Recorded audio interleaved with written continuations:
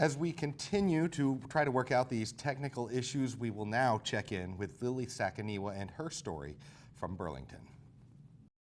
In downtown Burlington, the former VFW building on South Winooski Avenue is now the location of the city's winter warming shelter, offering low barrier access to beds for those currently experiencing homelessness.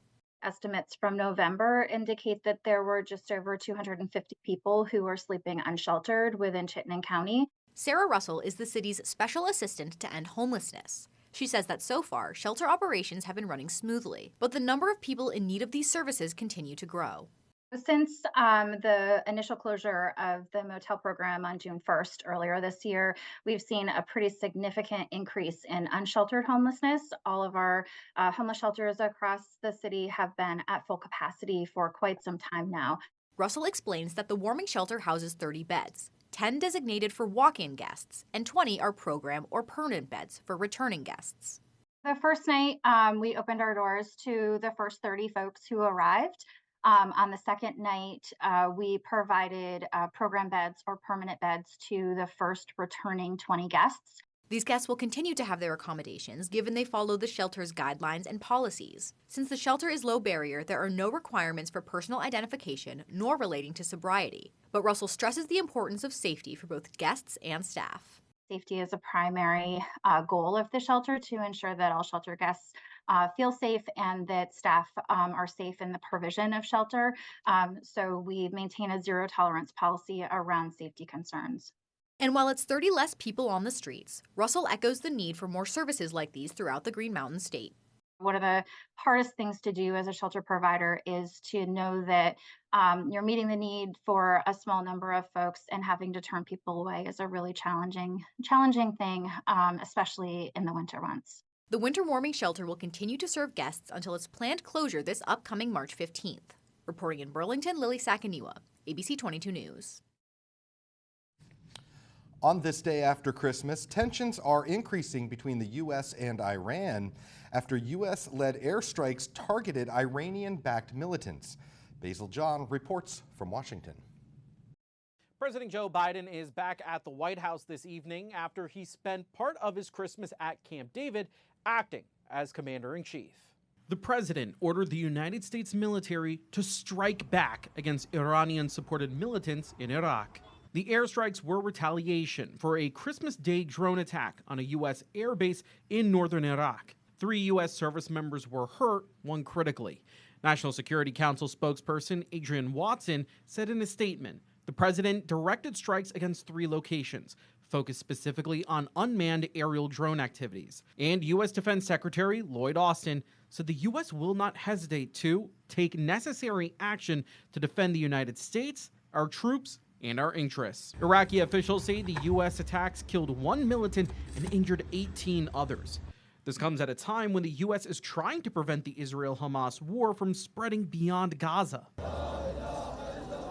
On Tuesday in Iraq, anti-U.S. protesters took to the streets in Baghdad. They carried what they said was the body of the militant who was killed by the U.S. jets. Protesters called the airstrike a crime committed by America. The Pentagon reports that the U.S. has shot down a dozen drones fired at them by Iranian-backed Houthis early Tuesday, but no one was injured. Reporting in Washington, I'm Basil John. Okay. Also tonight, there's word that Israel is expanding its campaign in Gaza. Israel says the ground campaign is moving into urban refugee camps in central Gaza. It follows Israeli airstrikes on the communities and orders for people there to evacuate. Tesla's first dealership in Vermont appears to be taking shape. The sign is up at the Hannaford Plaza off Shelburne Road, and the old Hannaford store now sports the Tesla name. Plans for the dealership have been in the works for quite a while. 2 years ago, Tesla requested and received a zoning change that would allow them to sell and service vehicles at this location. The service sign is up on the building as well. At least one published report indicates a January opening. We have reached out to Tesla for more information, and we're waiting to hear back. It's lights out for some fluorescent bulbs in Vermont. We're talking specifically about the 4-foot-long tube-style bulbs, often found in supermarkets, office buildings, and classrooms. As of January 1st, they will no longer be sold in the state of Vermont. The goal is to reduce mercury hazards and boost energy efficiency. LED versions of the lights are now readily available, do not contain mercury, they last longer, and use far less energy. Vermont is the first state to adopt a law phasing out linear fluorescence, but California and Rhode Island have similar legislation pending. And when it comes to gas prices, people who traveled for Christmas got a nice break. That's compared to the Thanksgiving weekend. In Vermont, the average price is $3.30 a gallon. Last month, it was 16 cents a gallon higher. In New York, the average is $3.37. That's 14 cents cheaper than last month. Gas in Clinton County is actually cheaper than that, but Essex County is roughly $3.60 a gallon.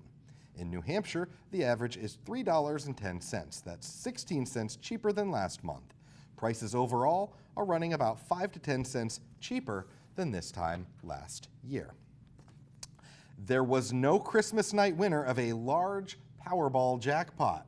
$638 million was on the line last night. The next drawing is tomorrow. It's worth an estimated $685 million.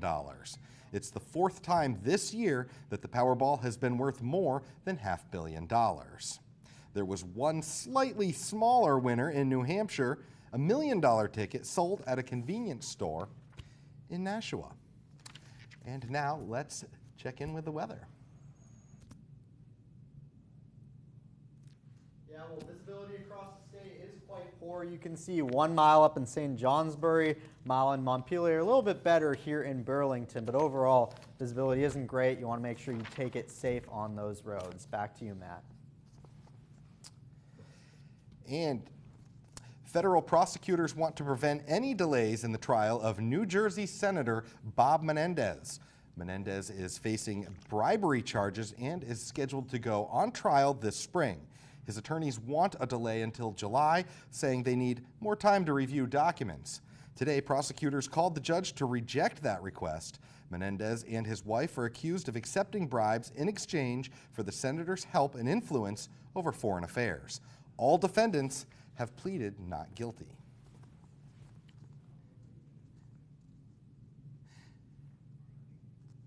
And turning to health news, a lot of people in this country may have a respiratory illness during the holidays. The CDC is monitoring very high levels of respiratory illnesses in at least 9 states, mostly in the South. Another dozen states are facing high levels of the illness. There's been a 200% increase in the flu, 60% increase in RSV cases, and more than a 50% increased rate of COVID-19 spreading. The spread of COVID could be due to a new subvariant of Omicron. COVID cases are up for the 6th straight week, according to the CDC, while vaccination rates are lagging. Nationwide, only 18.5% of people have gotten an update in their COVID vaccine. You want to make sure that you have that protection, that high quality mask, washing your hands, making sure you're updated on your vaccines, and always preparing for the highest risk person in the room. There's also recommended RSV vaccines for babies under 8 months, pregnant women, and adults who are 60 years or older. Some encouraging news, though. The CDC is tracking growing flu hospitalizations. Data shows the number of new admissions still remains low. And we will be right back.